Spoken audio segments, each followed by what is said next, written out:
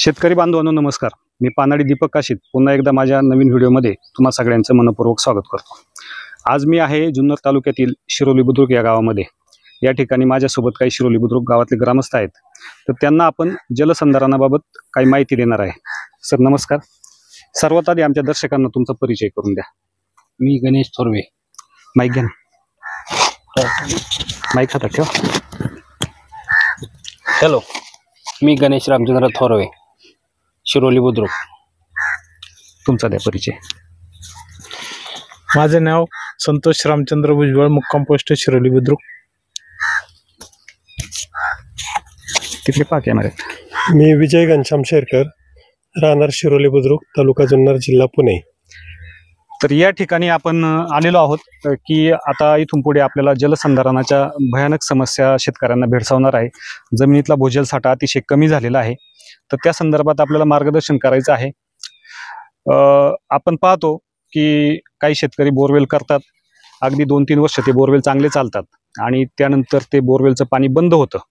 मग शेतकऱ्यांचं कसं असतं की आपण त्या बोरवेलच्या याच्यावरती आपण शेतामध्ये पीक घेतलेलं असतं, माल केलेला असतो आणि अचानक तो बोरवेल ज्यावेळेला बंद पडतो तर खूप मोठी समस्या तयार होते. तर मग तो बोरवेल का बंद पडतो, काय झालं असेल, मग शेतकरी काय करतो की पानाडी बोलवतो आणि त्यानंतर पुन्हा दुसरा पॉईंट घेतो आणि त्या ठिकाणी नवीन बोरवेल करतो. हे चक्र जे आहे हे असंच चालू राहतं आणि काही दिवसांनी काय होतं की जसं की आपलं नारळातलं पाणी संपल्यानंतर नारळाची जी अवस्था होते तशी त्या शेतकऱ्याच्या जमिनीची अवस्था होऊन जाते. मुळात काय होतं की पाणी जिरवण्यासाठी काहीतरी उपाययोजना केली पाहिजे, ही सर्वात महत्त्वाची गोष्ट आहे. आता समजा एखाद्या शेतकऱ्याच्या बोरवेलला 400 फुटावर पाणी लागले काय, तर हे 400 फुटावर पाणी जाण्यासाठी पावसाचं पाणी जिरण्यासाठी हजारो वर्षांचा कालावधी गेलेला असतो आणि ते पाणी त्या 400 फुटापर्यंत गेलेलं असतं काय. आणि ज्या वेळेला आपल्याला 400 फुटावर पाणी लागतं त्यावेळेला तो जो भूजल साठा असतो तो आपण 1-2 वर्ष उपसून घेतो आणि त्यानंतर तो भूजल साठा संपून जातो आणि आपसुकच त्या शेतकऱ्याचा जो बोरवेल असतो तो त्या ठिकाणी बंद पडतो 2-3 वर्षानंतर आणि मग खूप मोठी समस्या तयार होते. आता पाणी कुठून आणायचं, तर मग आता त्याच्यासाठी मी एक छोटासा उपाय शोधून काढलेला आहे. त्याच्या पाठीमागे छान असं विज्ञान आहे. आपण काय करायचं की समजा आपल्या बोरवेलला 200, 300, 400 फुटाच्या आसपास पाणी ज्या वेळेला लागतं काय, त्यावेळेला त्या बोरवेलला एक झरा लागलेला असतो आणि जे खालचं जे भूजल साठा असतो त्याच्यातनं ते पाणी आपल्या बोरवेलच्या माध्यमातून आपल्याला मिळत असतं. तर काय करायचं की पावसाळ्याचे जे 4 महिने असतात त्या पावसाळ्याच्या 4 महिन्यामध्ये आपल्याकडे मुबलक असं पाणी असतं. अगदी पाऊस भरपूर असतो, ओढ्या नाल्यांना पाणी असतं, विहिरींना भरपूर पाणी असतं काय. तर मग आपण काय करायचं, पहिले जे 4 महिने असतात पावसाळ्याचे त्या 4 महिन्यामध्ये 1 इंच पाणी पाईपच्या माध्यमातून आपल्याला त्या बोरवेलमध्ये सोडायचं.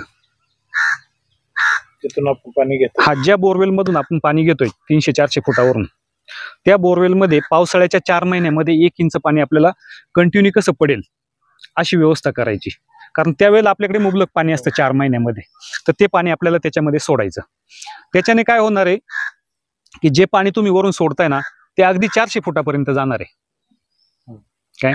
आणि इतर वेळी तुम्ही जे पाणी जिरवण्यासाठी उपाययोजना करतात ते पाणी कुठपर्यंत जाणार आहे की जो मुरमाची तुमची लेअर आहे, मुरमाची आणि खडकाची, म्हणजे साधारण 20, 30, 40 फुटापर्यंत, ते 400 फुटापर्यंत लगेच पोहोचणार नाही, त्याला काही वर्षांचा कालावधी जाणार आहे काय.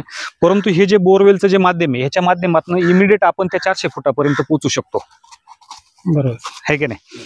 जे वरून 1 इंच पाणी सोडणार आहे तुम्ही ते डायरेक्टली 400 फुटापर्यंत जाणार आहे आणि जो भूजल साठा तुम्ही उपसलेला आहे तो पुन्हा त्याच्यातने रिकव्हर व्हायला मदत होणार आहे काय. असं इतर वेळेला तुम्ही वरून सोडलं ना ते 400 फुटापर्यंत जाणार नाही आणि जे 400 फुटावरचं पाणी तुम्ही उपसताय ते काही हजारो वर्षापूर्वी तिथे मुरलेलं असते. बरोबर आहे की नाही. तर आता आपण काय करायचं, 1 इंचच का सोडायचं, तर ज्या वेळेला तुम्ही मोठं पाणी सोडणार आहे त्यावेळेला ते पाणी त्या बोरवेलच्या केसिंग पाईपातनं पुन्हा बाहेर पडणार आहे. कारण ती त्याची कॅपॅसिटी तेवढी नाहीये, कारण तो होल 6 इंचाचा असतो. त्याच्यासाठी 1 इंच पाणी सोडायचं आणि ते पाणी अगदी आपल्याला 400 फुटापर्यंत घेऊन जायचं. त्या बोरवेलच्या माध्यमातून तिथे जाणार आहे.